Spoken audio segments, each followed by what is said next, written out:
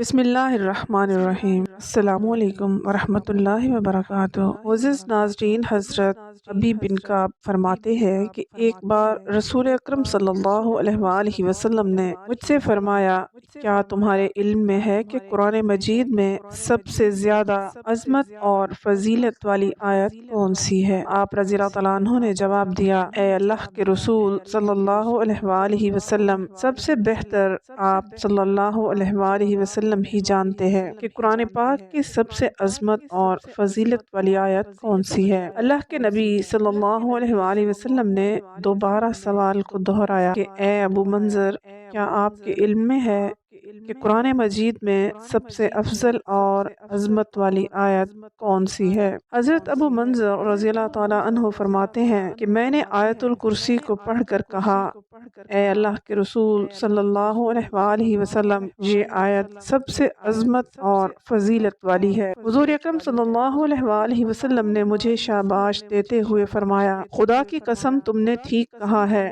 اے میرے پیارے صحابی رضی اللہ تعالیٰ عنہ، آپ کو علم مبارک ہو۔ امام احمد بن حنبل رحمۃ اللہ علیہ نے کچھ یوں کہا ہے کہ حضرت اسماء رضی اللہ تعالیٰ عنہا سے مروی ہے کہ میں نے نبی اکرم صلی اللہ علیہ وآلہ وسلم کو یہ فرماتے ہوئے سنا ہے کہ آیت الکرسی میں اللہ تعالیٰ کا اسم اعظم مبارک ہے۔ اس سے مراد یہ ہے کہ آیت الکرسی کی تلاوت جس نیت سے بھی کی جائے، اس میں اللہ تعالیٰ کا اسم اعظم ہے۔ رواہ البخاری۔ حضرت عیفا بن عبد الکلامی فرماتے ہیں کہ کسی نے نبی اکرم صلی اللہ علیہ وآلہ وسلم سے سوال کیا، اے اللہ کے نبی صلی اللہ علیہ وآلہ وسلم، قرآن مجید میں سب سے افضل سورت کون سی ہے؟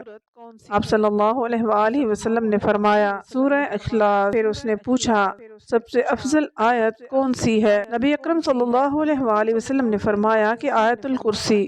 انہوں نے عرض کی کہ خدا کے رسول صلی اللہ علیہ وآلہ وسلم، آپ کو کون سی آیت پسند ہے جو آپ صلی اللہ علیہ وآلہ وسلم کو تحفہ میں دی جائے؟ تو اس پر نبی اکرم صلی اللہ علیہ وآلہ وسلم نے فرمایا کہ سورہ البقرہ آخری آیات ہیں جو کہ اللہ تعالیٰ کے عرش کے نیچے اس کی رحمت کے خزانوں میں سے ہے، جو اللہ تعالیٰ نے اس امت کو نازل فرمائی ہے۔ وہ انسان کی دنیا و آخرت کو سنوارنے کے لیے کافی ہیں۔ نبی اکرم صلی اللہ علیہ وآلہ وسلم نے فرمایا کہ جو بندہ فرض نماز ادا کر کے آیت الکرسی کی تلاوت کرتا ہے تو اس کو جنت میں جانے سے صرف اور صرف موت ہی روک سکتی ہے۔ یہی وجہ ہے کہ ہر فرض نماز کے بعد آیت الکرسی کی تلاوت کرنے کا حکم دیا گیا ہے۔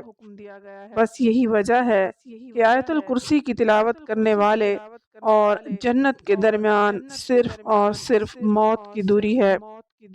جب کوئی انسان آیت الکرسی کی تلاوت کر کے سوئے گا تو وہ ساری رات شیطان کے شر سے محفوظ رہے گا۔ حضرت علی رضی اللہ تعالیٰ عنہ نے فرمایا کہ نبی اکرم صلی اللہ علیہ وآلہ وسلم کا ارشاد ہے کہ جس گھر میں ایک بار آیت الکرسی کی تلاوت کی جائے تو وہ گھر 3 دن تک شیطان کے شر سے محفوظ کر دیا جاتا ہے اور 40 دن تک اس گھر پر جادو اثر نہیں کرتا۔ اسی طرح نبی اکرم صلی اللہ علیہ وآلہ وسلم کا ارشاد ہے کہ جو انسان گھر سے باہر جاتے وقت آیت الکرسی کی تلاوت کر کے گھر سے نکلتا ہے تو اللہ تعالیٰ 70,000 فرشتوں کو حکم دیتا ہے اس بندے کے واپس گھر آنے تک اس کے لیے مغفرت کی دعا فرماتے رہو۔ جو انسان جب باہر سے گھر آتا ہے تو وہ آیت الکرسی کی تلاوت کرتا ہوا گھر داخل ہوتا ہے تو اللہ تعالیٰ اس آیت کی تلاوت کے صدقے اس بندے کے گھر سے غربت کو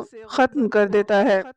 اللہ تعالیٰ سے دعا ہے کہ ہم سب کو قرآن پاک کو پڑھنے، سمجھنے اور اس پر عمل کرنے کی توفیق عطا فرمائے، آمین۔